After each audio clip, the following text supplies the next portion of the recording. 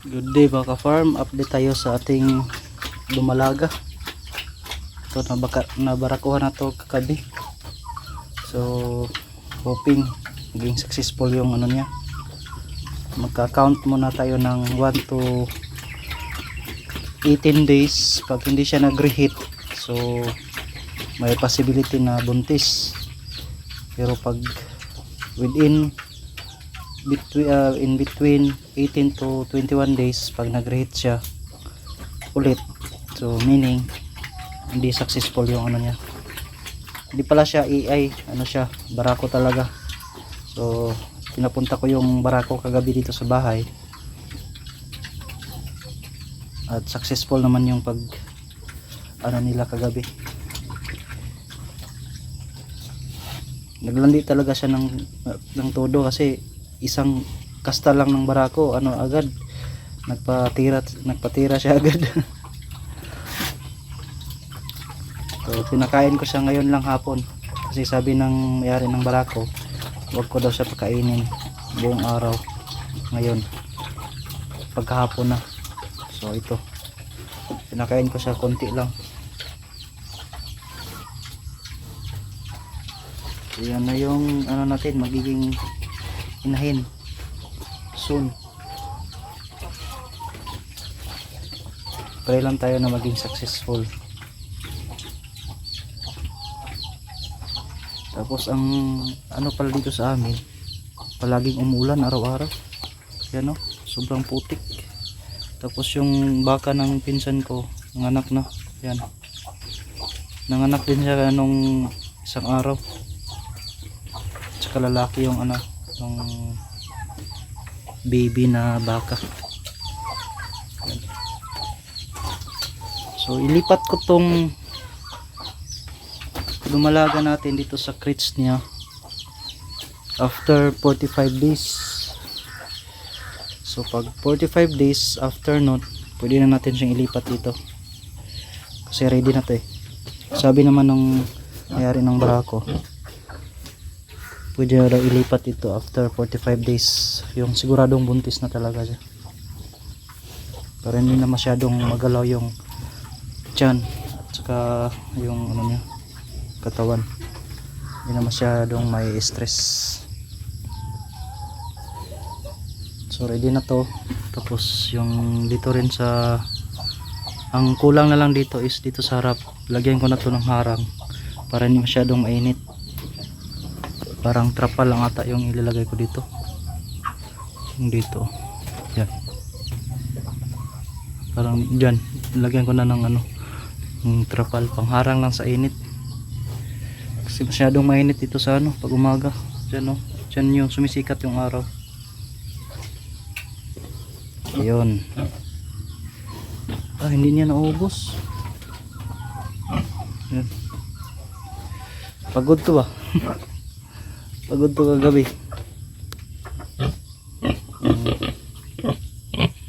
Dik. Tapos walang kain ka ng umaga, tanghali walang kain. Ngayon lang siya nakakain ulit.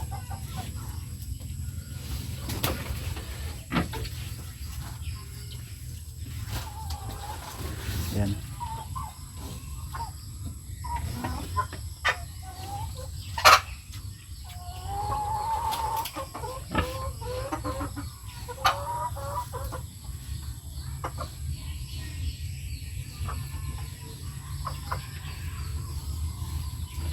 Pwede ko na siguro tong paliguan after 2 days.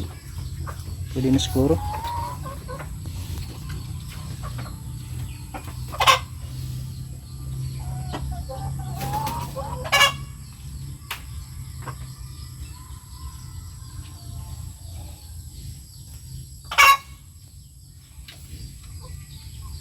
Doon pala siya sa labas namin pinakasahan kagabi, dyan no. Kasi yung barako hindi siya pumapasok dito. Tapos ito naman nagwawala dito sa loob pag ano pumapasok yung barako, kaya ang ginawa namin is tinalian namin yung liig dyan, tapos dinala namin sa labas. Yun, pagka kita niya sa barako agad siyang nagpakasta. Hindi naman siya na ano, napilay. Sobrang laki din ng brako nun. Ano, yan yung ano niya. Yan. Ito na yung ano natin. Magiging inahin soon. Tapos pag nalipat na to dito sa crates niya, dito sa farrowing pen, pwede na tayo mag-alaga ng isa dito or dalawa. Magiging ano na din, gagawin din natin inahin or isa lang para pang ano ba, pang abang. Pero in the future magiging dalawa na yung ano natin, magiging inahin. Exactly 7 months. Oh, 7 months siya na ano, na barakuhan simula pagka silang. Kasi sinilang to December, January, February, March, April, May, June. 6 months lang pala. 6 months lang pala siya na ano, na barakuhan, no. Yan. So ito na siya. Busog na din siya ulit.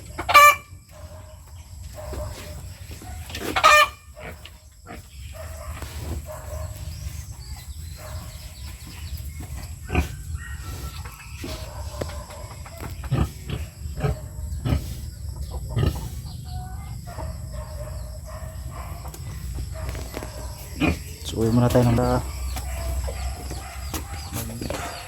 lipat din sa ano, baka natin.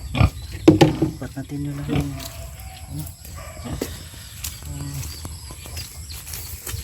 pasilungan niya para hindi ulanan. Uy, naputol pala to. Putol pala to.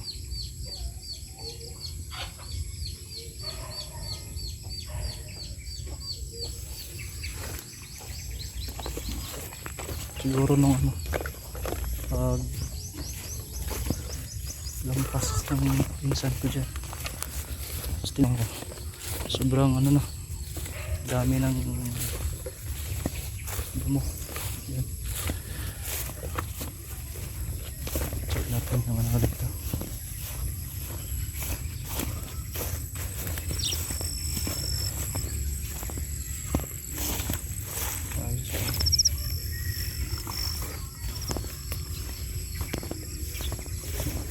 Tapos dito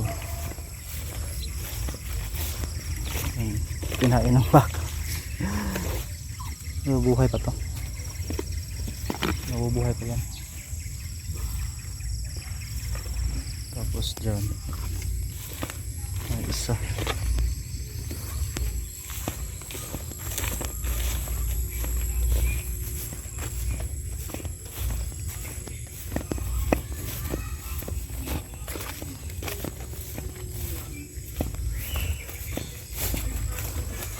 Hindi pa tayo nakapagsungkit ng niyog. Oh, dami ng ano, pwedeng mga kupra. Kulang sa time. Tapos dito mayroon din akong isang saging dito na pwede na ma-harvest yan. Tapos dito rin yan, pwede na rin yan ma-harvest. Ito rin o isa, mayroon din dito isa. Ayan, may hinog na pala. Bukas, harvestin ko yan bukas.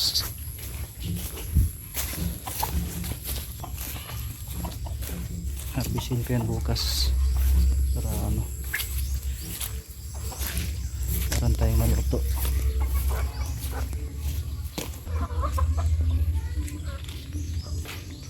Ito yung dinabahan ko kanina. Oh, dami yan. Tapos dito naman saing tayo ng hapunan, kanin para hapunan.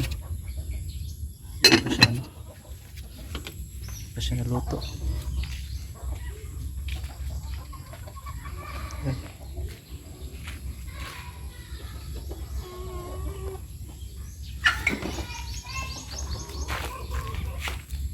Tapos check natin yung baka natin.